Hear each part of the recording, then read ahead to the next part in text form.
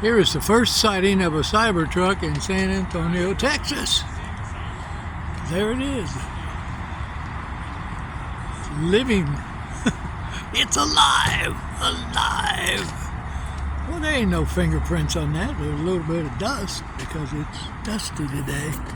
But, what a nice vehicle. Well, I'm 1.2 million on the list, so my number's coming up soon. Man, look at the size of those tires. Good Lord. It's just as cool as they said it would be.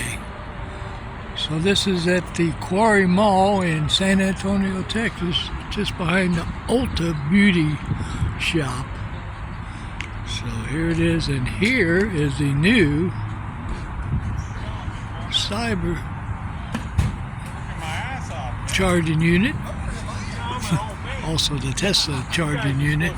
It's hooked up now for the Cybertruck and un-Tesla vehicles. But most importantly, it's ready for us, the Tesla drivers, to charge up.